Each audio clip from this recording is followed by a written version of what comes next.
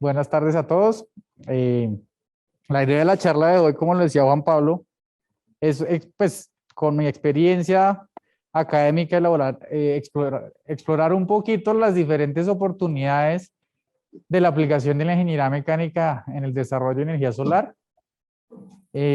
Casualmente, justo esta mañana también me han invitado pues, a un público un poco más pequeño de niños de décimo y once de donde yo me gradué del colegio, que también están explorando y quieren saber cuáles son los diferentes tipos de ingeniería. Entonces ahí también le hice publicidad obviamente al departamento de la carrera y probablemente les los contacten. Yo creo que ya podemos, si quieres, con la siguiente, para hablar con esto. Con esto.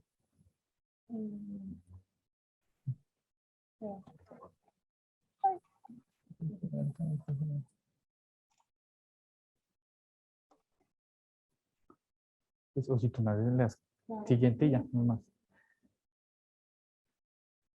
Bueno, ese es el título de la charla. Pues, un poco como van ahí, la ingeniería mecánica en el desarrollo de energía solar. Esos son un par de fotos de proyectos desarrollados por nosotros, por CEOs en Colombia. Esto es un buen proyecto para iniciar, donde pueden ver, es en Cartagena, es el sistema solar más alto de toda Sudamérica, de hecho, porque son más de 160 metros de altura. Y ahí pues sirve como de inicio a cómo hacemos para que este sistema pues cumpla con toda la normatividad y pues estructuralmente sea bien. Entonces ahí es uno de los campos que vamos a ver que en el desarrollo, digamos, de la energía solar también es el tema de no solo, digamos, de lo sexy que son los paneles, sino pues todo lo que conlleva y todo lo que hay detrás para desarrollar este tipo de proyectos. ¿Quieres las un poquito? La idea de la charla pues es un poco que sea interactiva, pues hablar un poquito sobre mí, sobre CEOs, como para que sepan quién es el que les está hablando, y ya después explicar un poquito el contexto hoy en día de la energía solar en el mundo, después cuál es la cadena de valor de la energía solar, y de ahí pues se desprenden muchas de las aplicaciones de ingeniería mecánica que podemos encontrar hoy en día, y las que a futuro también se vienen. Juan Pablo pues hizo un muy buen resumen, pues soy ingeniero mecánico industrial, terminé 2009 y 2010, el grado 2010 y 2011, trabajé en Schlumberger, que es una empresa de servicios petroleros, como ingeniero de campo. Pues yo como ingeniero mecánico siempre fui alguien y estudié ingeniería mecánica porque era alguien que me gustaba mucho, pues como cacharrear, o sea, realmente desde pequeño, y obviamente el tema de máquinas siempre me gustó. Ya al final de la carrera, pues siempre estuve en la inclinación por el tema de energía. En Colombia realmente no hay una industria de energías renovables en ese momento. Sin embargo, ahí ya me quedó a mí el clic gracias a una clase sobre todo la energía eólica del profesor Pinilla, y siempre me quedó como el cosito en la cabeza, oiga, esto creo que tiene un futuro. Estamos apenas en el mundo empezando a desarrollarlo, pero hacia allá creo que vamos. Por tradición familiar y por tema de industria terminé trabajando en Schlumberger, esa energía, pues en el lado oscuro, por decirlo así, hoy en día molestando. 5 años, trabajé en India, en Colombia, en Venezuela, y ya después de cierto tiempo, cuando ya empezamos a ver en Colombia que se dieron ciertos cambios normativos como la ley 1715, que era para apoyar el tema de energías renovables, y a nivel global también se empezó a ver un poco más de desarrollo, fue cuando decidí, digamos, hacer la maestría en desarrollo de energía sostenible en la Universidad de Calgary.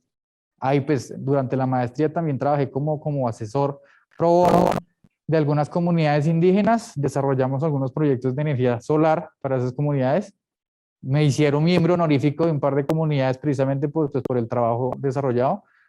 Posteriormente, cuando terminé, justo el gobierno de Alberta estaba lanzando unos fondos, un programa de capital para dar, digamos, como donaciones o grants para que las comunidades indígenas tuvieran y desarrollaran proyectos de energía solar tanto a pequeña escala como a gran escala, pero que fueran no solo, digamos, que dieran su tierra para un arrendamiento de un desarrollador grande, sino que tuvieran participación, que realmente tuvieran como tanto lo bueno o lo malo, pero que dejara de ser como un tema transaccional, sino más transformacional para que las mismas comunidades de ahí empezaran a tener como desarrollo económico a partir de la energía renovable. Entonces, obviamente el programa lo que buscaba era buscar esos proyectos, apoyar a las comunidades, hacer todo un análisis técnico de debida diligencia financiero de los diferentes, digamos, alianzas o joint ventures que podían realizar, y obviamente pues dar los fondos cuando ya fuera el momento del desembolso para los proyectos. Eso fueron 2 años muy intensos, de mucha experiencia, de hablar con muchas empresas del sector, tanto empresas de tecnología, empresas financiadoras, instaladores, y pues aprender mucho de cómo era el desarrollo de la energía solar que se venía dando en Canadá, en Norteamérica, pero también siempre con la mente, yo ahí fue que empecé con la mente, bueno, ¿cómo hacemos para que esto pase también en Colombia? Y fue pues siempre como que estuve siempre pensando qué podemos hacer. Al final del 2019, del 2018, comienzos del 2019 fue cuando decidí, digamos, volver a Colombia, aplicar todo este conocimiento y arrancar Ceos Energy, que como lo decía Juan Pablo, pues es una empresa que inicialmente arrancó un poco enfocando en la entrega, digamos, de soluciones de activos energéticos en el sector residencial y de pymes, pero a través de estos 2 años también hemos, digamos, migrado un poco y pivoteado un poco a hoy en día que la gran barrera que vemos hoy en día, digamos, en el mercado colombiano y sobre todo en Latinoamérica también, que es el financiamiento de este tipo de soluciones, porque hoy en día, pues, eso no es que salga de la billetera o fácil un bolsillo alguien que quiera un sistema en una casa, pero pues tampoco es algo que no sea, digamos, de la vida útil de este tipo de sistemas no, hace que sea algo que sea fácilmente financiable o pagable, digamos, en cierto periodo de tiempo. Y en eso es la gran, digamos, el gran avance que ha tenido Europa, Norteamérica, Australia versus Colombia o Latinoamérica, es que el crecimiento que se ha venido dando es porque realmente ha habido financiamiento para este tipo de soluciones. En Latinoamérica estamos apenas quedando, o sea, arrancando, y ahí es el enfoque hoy en día de CO2 Energy como una plataforma de financiamiento solar para, sobre todo enfocada en el sector residencial, para que las personas que tienen su casa o las copropiedades, ya las propiedades horizontales, el edificio donde uno vive, que hoy en día no es sujeto de crédito y un banco no le presta plata para este tipo de soluciones, pues puedan tener el capital inicial para montar este tipo de soluciones. Parte de eso, y como parte un poco también de darle un empuje a la industria de la energía solar en Colombia, el año pasado con otras 4 empresas fundamos la Asociación Colombiana de Energía Solar. Yo soy uno de los fundadores, soy de la junta directiva, para darle ese empuje a nivel de industria, pero también a nivel normativo, un poco como de lobby, de todo lo que se requiere también ir avanzando en regulación, en normatividad, pues para que esta industria tenga el peso que debe tener y que también tenga todo el tema detrás de legislación que hace que crezca y que no existan barreras. Esto es algo, digamos, pues, que como en todos los países del mundo, siempre que nació ha habido barreras, ha habido aprendizaje, pues ya estamos en un momento en el que uno puede aprender de todo lo que los grandes países, los errores y los aciertos de los grandes países, pues pioneros en Europa, Alemania, Estados Unidos y demás, poder aplicarlo aquí en Colombia. Eso es un poquito, digamos, como la introducción. En SEO hacemos, pues, en el poco tiempo, algunos reconocimientos. El año pasado nos ganamos un premio a nivel Latinoamérica contra, pues, diferentes emprendimientos también de México y Brasil, que con nuestra solución pues, con nuestra plataforma, pues es como un emprendimiento con mucho potencial de crecimiento. Si quieres ya. No sé si de esto tengan preguntas. La idea, como les dije, es que sea interactivo un poco y no sea tan ladrilludo. Pues no sé si tengan preguntas como tal de la carrera mía, y si no, ya pasamos un poco más al contexto. Listo. Bueno, a mí siempre me gusta cuando hago este tipo de charlas arrancar con esto, que como lo ven ahí es como la proyección de las emisiones de CO2. Yo creo que haciendo un tema, digamos, el greenwashing de lado y el ambientalismo extremo, pues realmente sabemos que el tema de cambio climático y las emisiones, pues es algo una amenaza, y que según las proyecciones, pues si queremos llegar al objetivo de poder disminuir, o sea, tener menos de 1.5 grados de aumento, las emisiones tienen que reducirse. Y esta gráfica pues dice mucho de dónde tienen que concentrarse esos esfuerzos. Entonces ven que entre energía, generación de energía, o lo que llaman power generation, y transporte, hay más de un 65% de las emisiones que tenemos que reducir. Y eso es lo que hace hoy en día que todo el mundo empiece a hablar de transición energética e inclusive de electrificación del transporte, porque pues, evidentemente son los dos, o sea, los campos que primero hay que empezar a disminuir emisiones.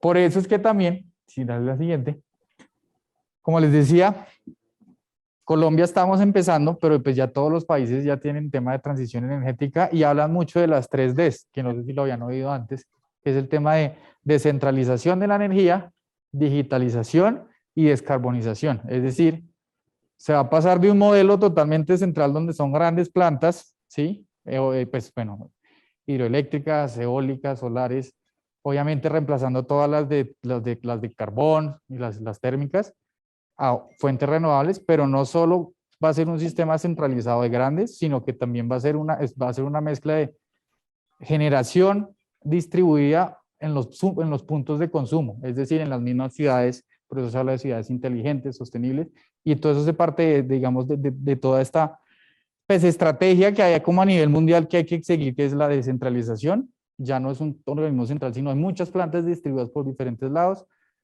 que están descarbonizadas porque están generando energía limpia, y ahí es donde la energía solar, por temas del recurso solar, pues que si bien obviamente países con una, o sitios con una mayor energía solar que otros, igual energía solar hay pues en todo el mundo en algún momento del día, y obviamente el tema de digitalización, porque todo esto pues conlleva que haya un control y un tema de cómo vamos a hacer para que todo funcione, digamos, armónicamente.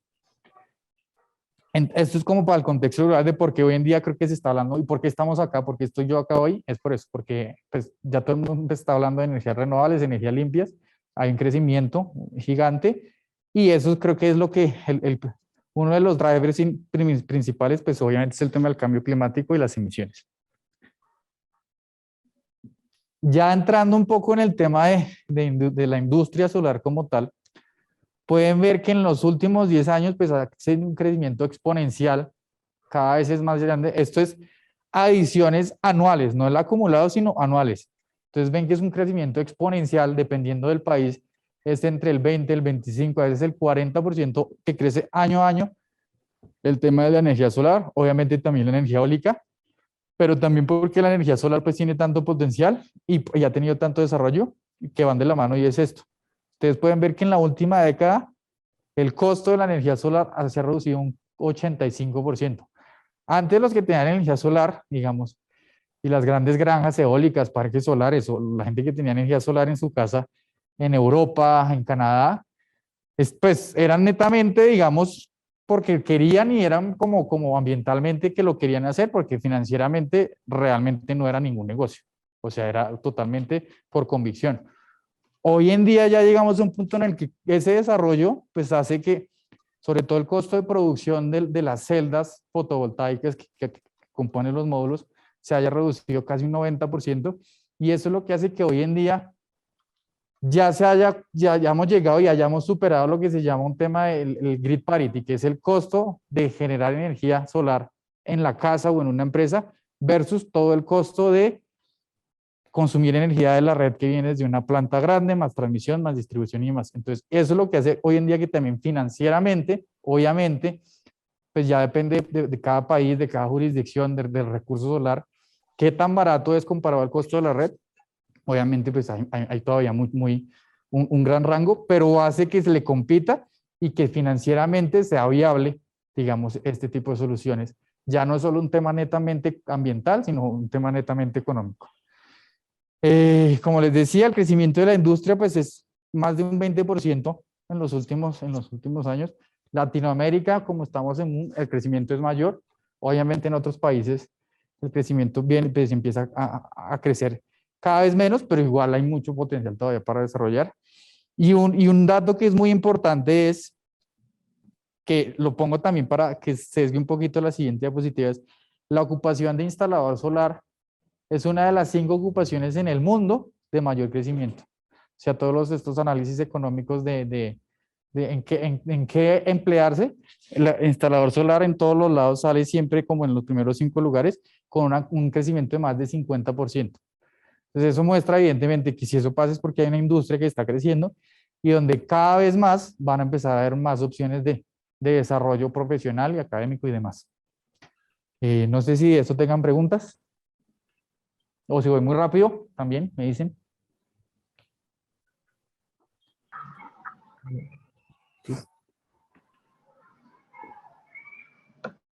Entonces ya entrando un poquito más en detalle de ya la cadena de valor, pongo esto, disculpen las diapositivas, en realidad están muy simplecitas, hechas esta mañana, pero esto es como un bosquejo de hoy en día qué es un sistema de energía solar.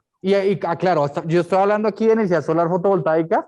Hay otra industria que es la energía solar térmica o la energía solar, digamos, concentrada, que sé que probablemente en los cursos de energía en el pregrado los habrán visto.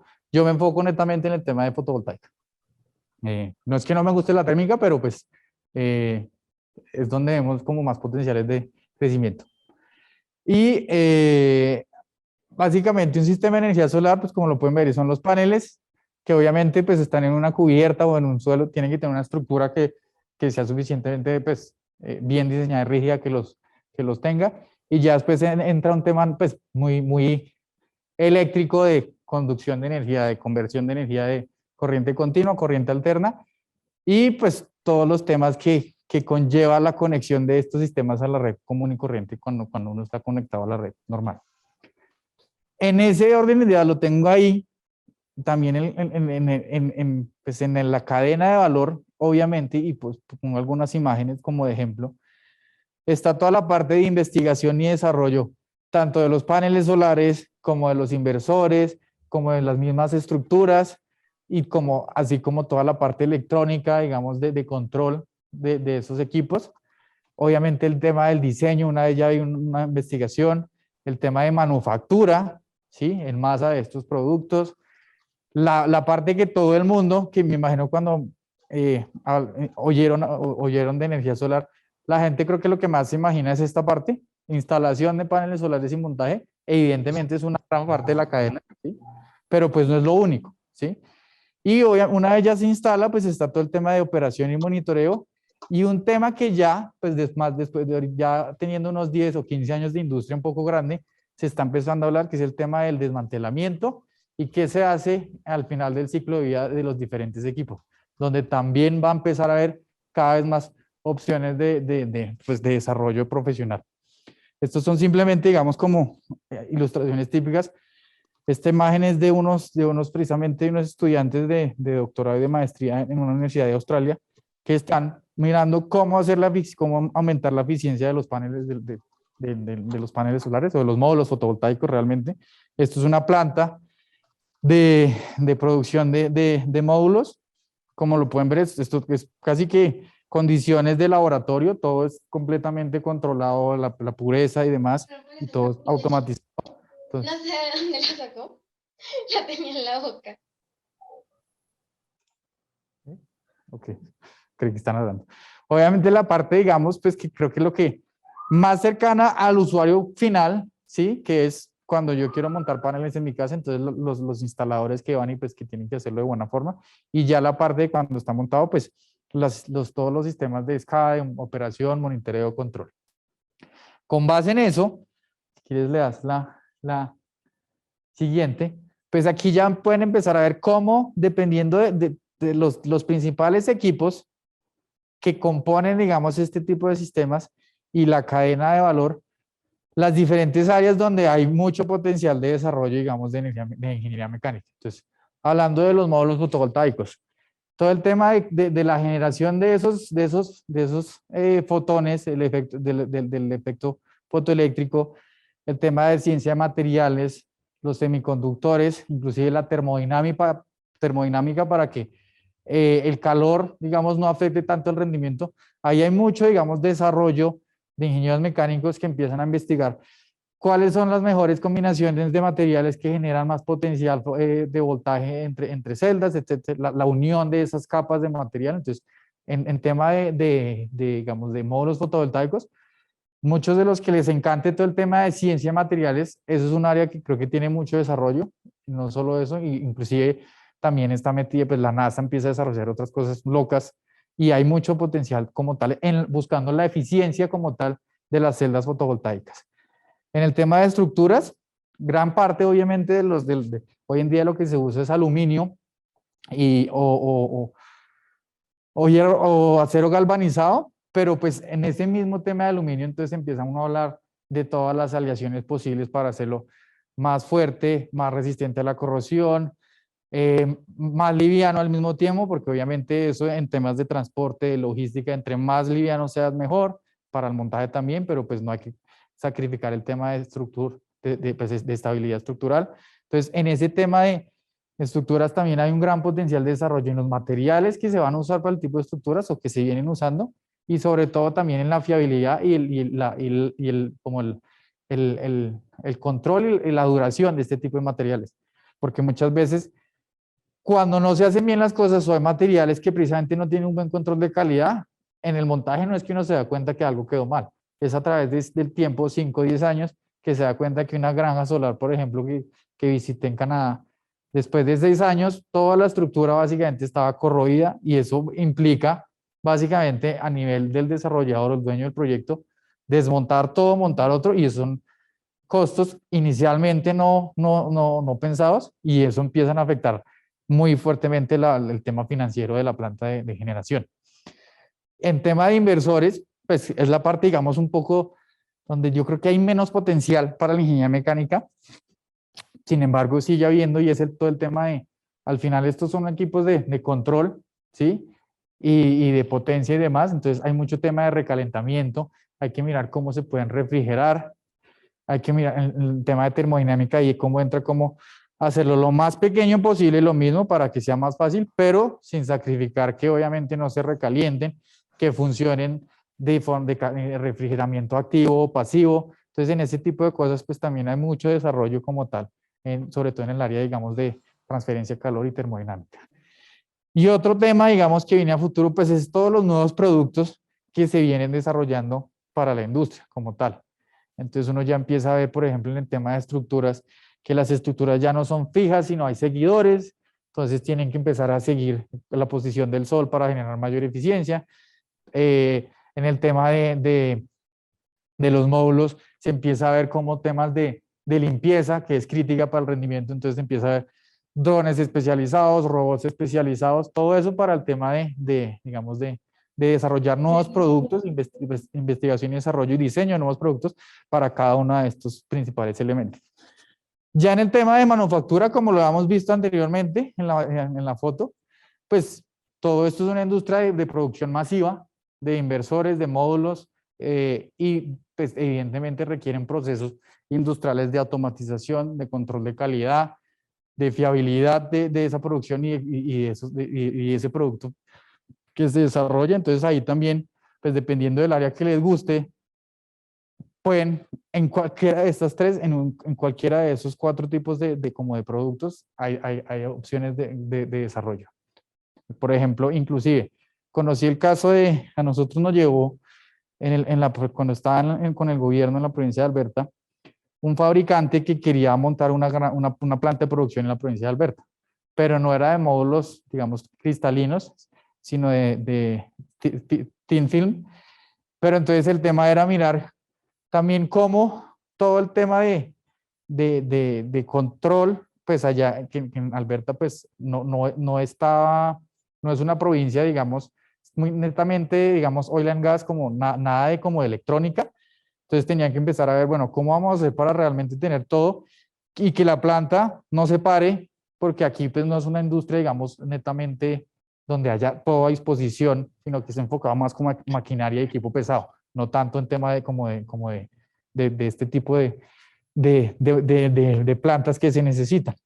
Lo hablaron precisamente era porque iba a haber como subsidios del gobierno para montar la planta, pero al final pues todos estos riesgos que no podían controlar acá por todo el tema dijeron, es muy riesgoso una inversión tan grande para los riesgos que puede uno tener en una planta que se puede parar en cualquier momento, sin tener acceso fácil a todo el tema por más de que haya un plan de repuestos y demás. Entonces eso es un caso también pues, particular donde todo el tema de automatización es importante. Ya en la parte de instalación y montaje, que es como la aplicación final, ¿sí? Pues están los ingenieros ingenieros comerciales, que son los que van y explican las soluciones, venden. Está el tema del diseño ya final de cómo se hace, digamos, cómo se va a montar la planta, sea una granja, sea un edificio, en una casa. Todo el tema de procesos, ¿sí?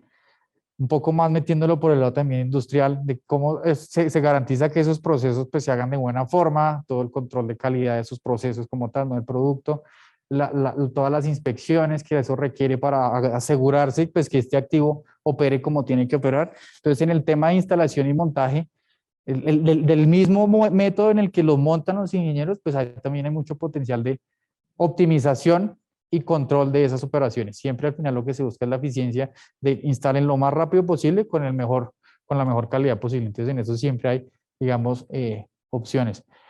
Hace poquito, digamos, vi el lanzamiento muy sencillo, pero están teniendo un gran crecimiento de unas escaleras con un elevador, con básicamente un motorcito para subir los paneles a las cubiertas. Porque antes era básicamente monte andamios o súbalos básicamente al hombro la gente. Y es un desarrollo de hace 2, 3 años y ya pues es una empresa que básicamente capturó el mercado a nivel mundial con sus elevadores de paneles solares en escaleras, básicamente. Y ahí volviendo un poquito, digamos, saliendo del tema es, pues creo que todos aquí somos ingenieros mecánicos.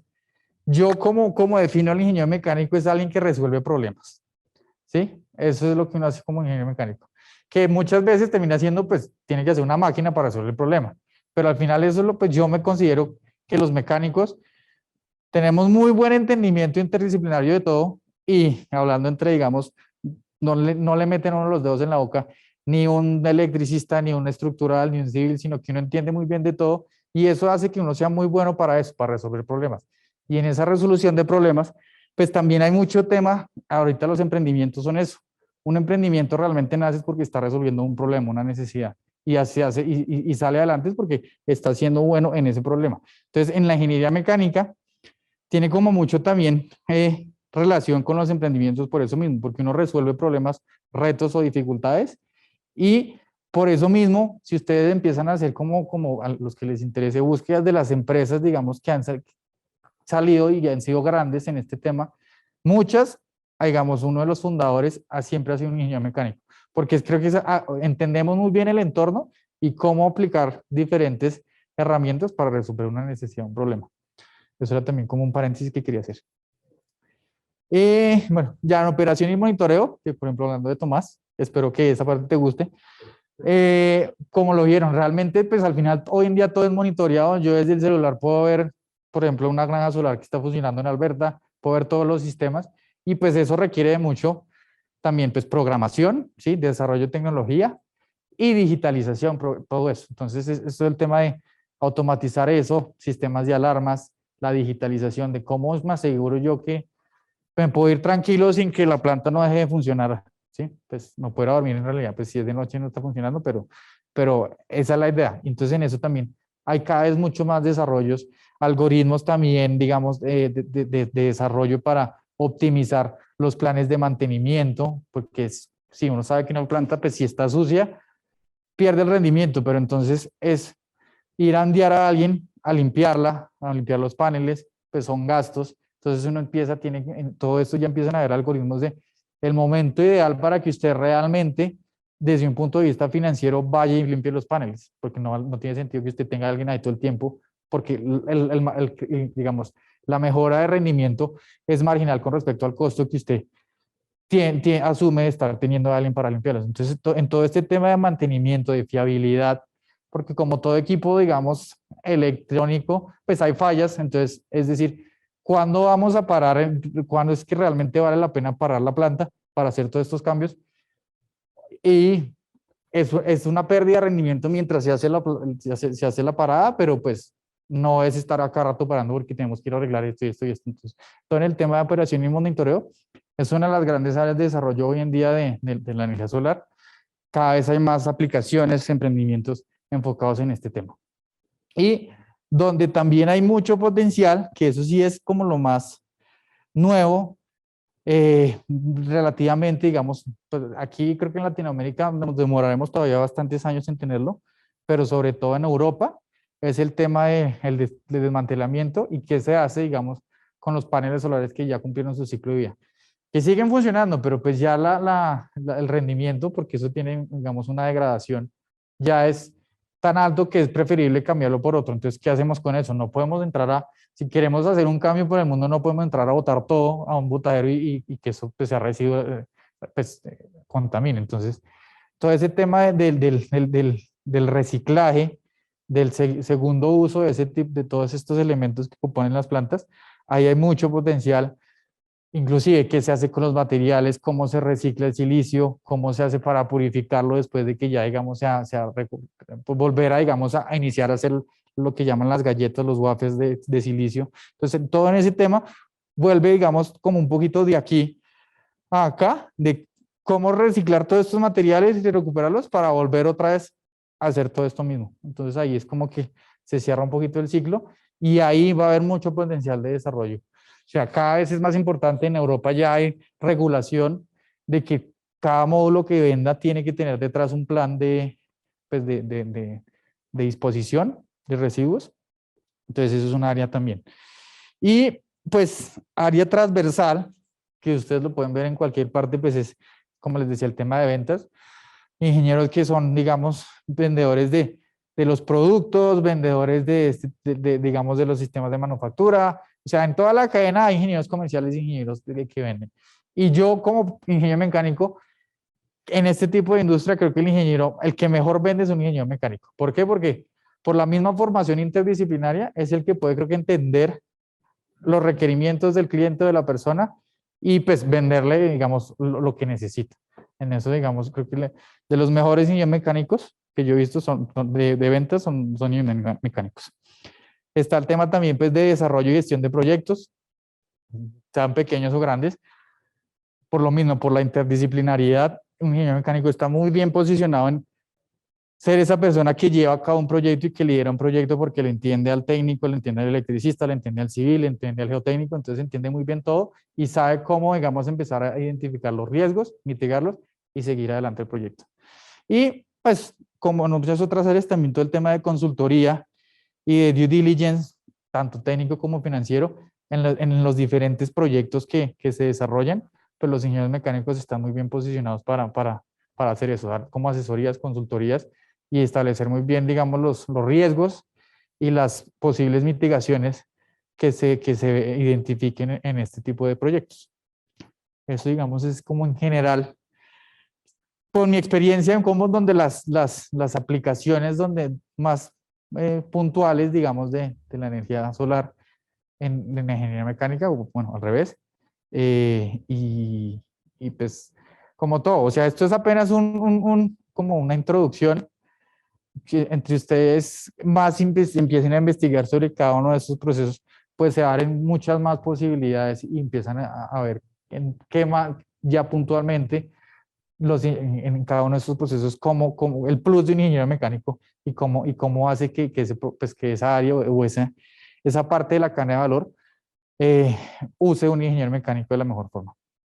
No sé, creo que estoy como bien de tiempo, sí. Sí, sí, Freddy perfecto. Arevalo nos escribe: gracias por la invitación. ¿Cómo se ha aprovechado la figura de usuarios, autogeneradores, distribuidores para los hogares que producen su propia energía y venden los excedentes? ¿Cómo se ha aprovechado?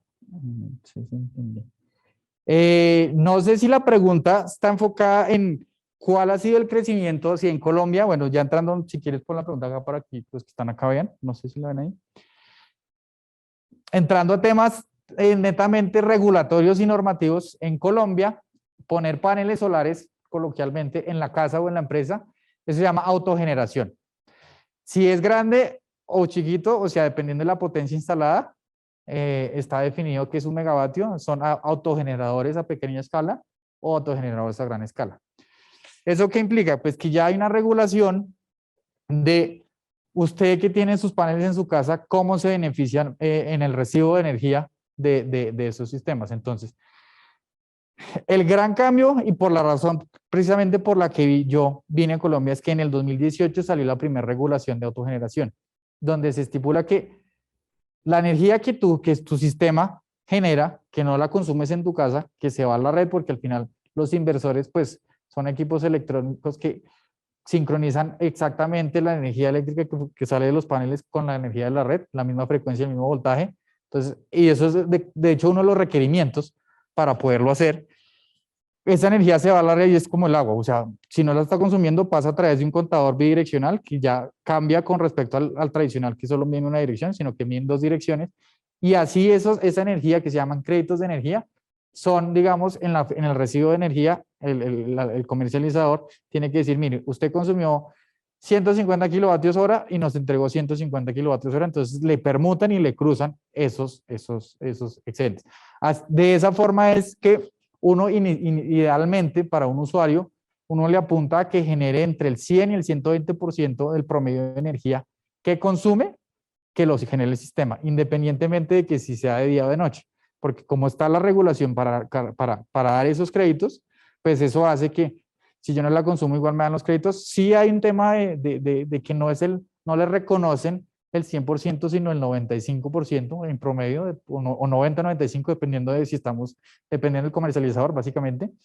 Pero eso hace que financieramente ya sea rentable para una casa. En una casa estamos hablando que más o menos entre 5 y 7 años se recupera la inversión. Y pues estos sistemas, no lo dije al comienzo, pero son sistemas de 25 años. Entonces después ya son más de 18 años o 20 años de energía pues virtualmente gratis. No sé si eso responde a la pregunta de cómo se ha aprovechado, que hoy en día no hay estadísticas oficiales del gobierno de cuántos usuarios autogeneradores hay en Colombia, porque no hay un organismo todavía central que clasifique esa información. Eso es algo que va a cambiar, bueno, acaba de cambiar, porque esa regulación del 2018 la actualizaron hace poquito, y va a ser una ventanilla centralizada, donde todas las solicitudes de cualquier persona tienen que pasar por ahí. Entonces ya, digamos, la UME, que es la Unidad de Planeación Energética, va a tener información de cuántos usuarios autogeneradores se conectaron y qué potencia hay, y eso qué porcentaje es con respecto, digamos, a total de capacidad instalada en el país, que más o menos estamos hablando de 16 gigas. Pero ahí, si hay empresas que le apuntan a este negocio, claro, pues de hecho CEOS está metida en ese negocio, en autogeneradores a pequeña escala, sobre todo en el sector residencial. Al comienzo, digamos, eso no es tan evidente. Cuando nosotros arrancamos CEOS, muchos nos miraron como un bicho raro, miren, oiga, pero eso en residencial sí da. Pues yo les dije, pues uno haga los números, pues si usted sabe el tema, haga los números para saber si sí funciona o no. Obviamente, aquí el enfoque inicial de las mismas grandes empresas fue a nivel de gran escala, de, digamos, grandes superficies, grandes plantas, y ese sigue siendo, digamos, como el gran, por decirlo así, enfoque de muchas empresas que viven de eso, pues porque son proyectos grandes que les permiten. No hay muchas empresas que se dediquen netamente al sector residencial. CEOS, pues es una de ellas, en el tema, y sobre todo en el tema de financiamiento, y por eso es que como no hay, digamos, esa brecha está, por decirlo así, desatendida, ese mercado. Y a diferencia de otros países donde, digamos, el sector industrial consume el 50 al 60%, pues porque son bastante eficientes en Europa, en Estados Unidos, aquí en Colombia, como pues la industria, por decirlo así, no es tan desarrollada, no consume tan intensivamente energía, el 70% de la energía en Colombia, la demanda energética, es consumido por usuarios pues, comerciales, es decir, edificios o pymes que básicamente funcionan en una casa, o sector residencial. Y es el 80% del volumen de usuarios, que en Colombia son 17 millones de usuarios de energía, de los cuales 13 y pico son pues, residenciales o comerciales, pues pequeños. O sea, para efectos prácticos es lo mismo, por el volumen de energía. Entonces ahí es donde nos enfocamos. Y qué pena, están haciendo la pregunta ya, pero... ¿Quién más? Sí, no, ya en realidad, pues aquí, creo que esta es la última diapositiva, ¿sí? Por eso chévere las preguntas, por eso me extendí las, no sé qué preguntas tengan. La idea era hacerlo un poco interactivo, pero pues, claro. Sí.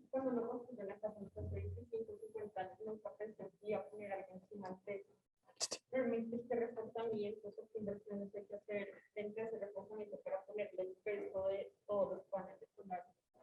Eso es una muy buena pregunta y digamos es chévere, la respuesta es ambigua, pero es chévere, porque ahí es donde también el ingeniero mecánico entra mucho a trabajar.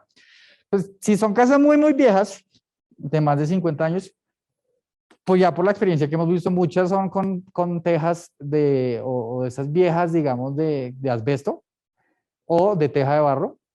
Y generalmente esas cubiertas no son muy aptas. Hay que hacer no tanto un reforzamiento, porque si tú lo piensas realmente, ya en términos técnicos, un sistema de energía solar, más o menos la carga por metro cuadrado que ocupa en una cubierta, estamos hablando que es entre 10 y 15 kilos, ¿sí? Por metro cuadrado.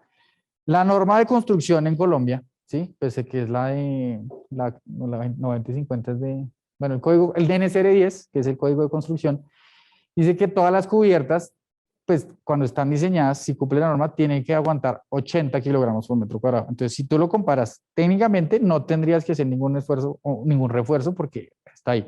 Es más un tema de que, por temas de filtraciones, por tema de que uno no debe trabajar, digamos, debe penetrar, pues, cubiertas de asbesto, pues, por todo el tema de salud, ¿sí? Entonces, no se debería trabajar en ese tipo de cubiertas.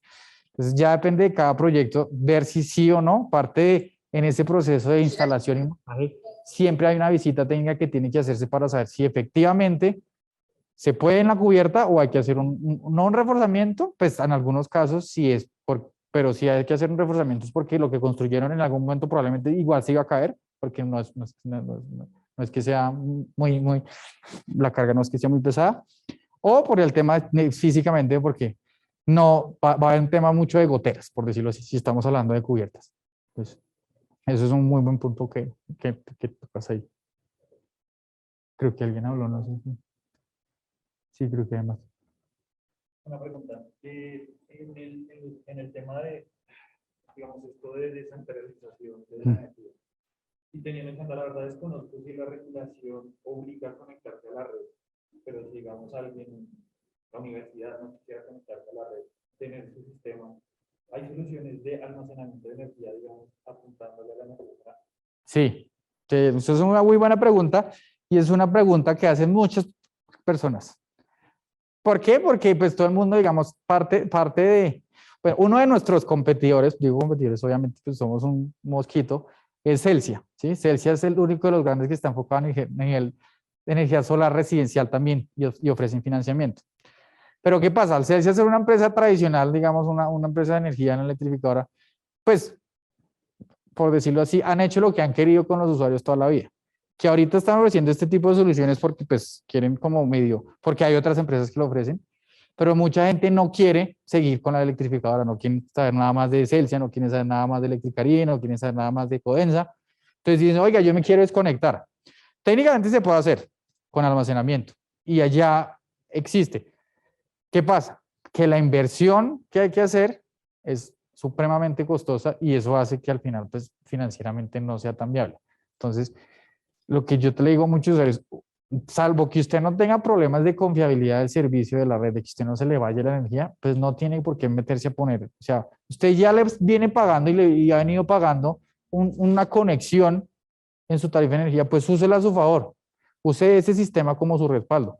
No se ponga a comprar baterías, porque eso sí se puede técnicamente, y en tema de baterías, pues antes era mucho de plomo, ¿sí? Pues de lo que llaman descarga profunda. Hoy en día, pues, digamos, se está migrando mucho al tema de litio, ferrofosfato o níquel cadmium, que es con las de Tesla. Entonces, todavía no hay como de las tecnologías de baterías, como que todavía no hay una que uno diga, esa es la que va a ganar. Todavía están empezando a competir en las diferentes. Vienen otras tecnologías, como por ejemplo las de vanadio y de flujo. Entonces, eso es algo que en el futuro, con la reducción de costos, que se estima que sea más o menos igual a lo que pasó con los paneles, que en una década baje el 80%, todo el mundo sí va a empezar a tener, digamos, almacenamiento de energía y en algún momento sí van a decir, ¿sabe qué? Yo me desconecto. Pero hoy en día como tal es muy costoso. ¿Por qué? Porque uno tiene que garantizar la potencia que puedan entregar los inversores y las baterías para los picos de corriente que uno tenga de consumo, no tanto en energía, sino en la potencia de consumo. Y eso es lo que hace realmente que si uno se quiere desconectar, tiene que tener unos sistemas completamente casi que sobredimensionados, que al final es un activo ahí quieto que casi que no se está usando, porque por 2 segundos de pico de corriente que tú quieras garantizar, tienes que muchas veces casi que triplicar la potencia del sistema y el almacenamiento. Entonces, es bueno. ¿Qué pasa? Que también, digamos, ya metiéndose a nivel normativo, por ejemplo, en países como Australia, la gente sí lo está haciendo, porque allá la energía es muy costosa y la remuneración tampoco es, digamos, de los excedentes que mandan, es muy buena. Entonces la gente al final está diciendo, ¿sabe qué? Pues, o sea, pues es un sistema costoso y todo, pero pues es que igual yo estoy pagando energía muy costosa, yo hago mi casa y sin conectarme a la red. En Australia Australia es el mercado, digamos, de energía solar, lo que llaman en inglés solar plus storage, y almacenamiento el más grande del mundo. O sea, allá, pues de hecho Australia es el país que tiene como la mayor, bueno, salvo Europa, en cuanto a generación distribuida, tiene más del 35% de la potencia instalada de todo el país, es a través de generación distribuida en empresas y residencias. O sea, es harto. Entonces ellos, por eso mismo, porque han tenido también como para que financieramente el mercado de distribución de energía y demás, pues sea un negocio también, porque igual hay que mantener las redes. Entonces eso hace que pues, el tema como reconocen los excedentes y demás, cada vez sea menos viable mandar tus excedentes. Entonces, ¿qué pasa?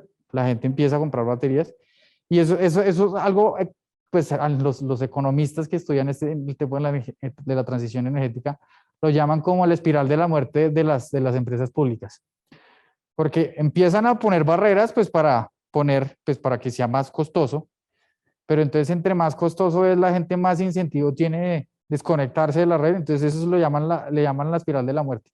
Y eso es lo que ya en política pública, pues los economistas y los ingenieros y demás tienen que empezar a trabajar en cómo hacer un poco esa combinación de que evidentemente no mate a las empresas públicas porque se necesitan, pero pues que tampoco prohíba o haga una barrera para que la gente pues pueda tener sus sistemas de energía. Es un poco, me extendí en la respuesta, pero es que es chévere por todo esto. Eso implica muchas cosas. Y si no estoy mal, en Estados Unidos hay reglamentación que prohíbe que ellos se desconecten de la red. Ellos siempre tienen que estar... Eso ya es muy dependiendo de jurisdicción, depende. Porque tú puedes hacer una casa, en principio, desconectada de la red. Eso depende, ni siquiera eso depende del condado en Estados Unidos. Sí, ni siquiera del estado, del condado. Entonces, pues, pero, o sea, igual cuando tú no estás pagando por un servicio, es muy difícil que a ti te fiscalicen y, oye, que usted tiene que pagar. Pues yo le pago los impuestos porque no me conecté a la red, pero pues es que yo estoy feliz con mi sistema. Entonces también es como un tema de... Aquí en Colombia no hay, o sea, tú puedes hacer tu cabaña y aquí en Colombia hay mercado grande, pues no muy grande, pero sí hay mucho de sistemas aislados pequeños. En SEO no nos enfocamos en eso, porque desafortunadamente ahí también hay mucho mal producto y mala instalación. Entonces, pero sí, aquí en Colombia se puede. Y acá, sí, hay una pregunta. Sí, tenemos una pregunta de Carlos González, que dice, me ha interesado demasiado el tema del desmantelamiento.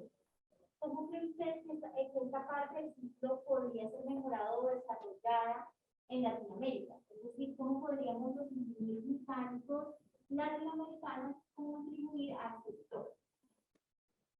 Listo, pues digamos, sí, yo creo que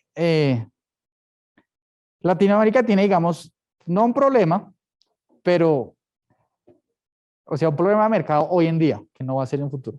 ¿Qué pasa? Que como está tan nuevo el mercado, aquí todavía no hay mucho tema de desmantelamiento, ¿sí? Entonces, pensar en algo de desmantelamiento aquí hoy en día, una planta de reciclaje, recolección de residuos, etcétera, etcétera, pues es chévere y todo, pero no hay volumen para que realmente se use en Latinoamérica. Bueno, salvo Chile y un poquito, y salvo Brasil, pues no hay mucho mercado. Entonces, lo que pasa hoy en día, y muchas de las empresas de recolección de residuos lo que hacen es los paneles solares es catalogado como residuo electrónico. Entonces lo que hacen es que lo recogen y lo mandan es a las plantas de tratamiento de muchos residuos electrónicos en Europa, por ejemplo, que es donde hay ya plantas de reciclaje, no hay mucho. Como ingeniero mecánico, ¿qué puede empezar a hacer uno? Pues es empezar como a investigar, no investigar, porque ya está de cierta forma investigado, pero empezar a ver cómo esos procesos que ya existen en otros lados, de pronto no toda la cadena de desmantelamiento, ¿sí? El del reciclaje del silicio o de las láminas ¿cómo se llama? De vidrio templado que está encima de los paneles, de cómo eso se puede, cómo se desintegra un módulo fotovoltaico, que es la gran parte, digamos, del desmantelamiento, y qué de eso se puede empezar a tratar ya aquí en Latinoamérica con la tecnología que ya existe acá. Pensándolo también hacia futuro, de que sea después fácil de pronto empezar a mirar y hacer todo el desmantelamiento y todo el reciclaje y recuperación de residuos aquí en Latinoamérica. Yo creo que algo, digamos, una de las ideas, y creo que lo han un fabricante que se llama Jingli Solar, pues chino. Creo, ellos tienen una idea de aquí en Colombia, en Barranquilla, en la zona franca, montar una planta de desmantelamiento de paneles de reciclaje para Latinoamérica, porque evidentemente no hay. Y eso sí sería bueno empezar a investigar eso, si efectivamente lo van a hacer o no lo van a hacer.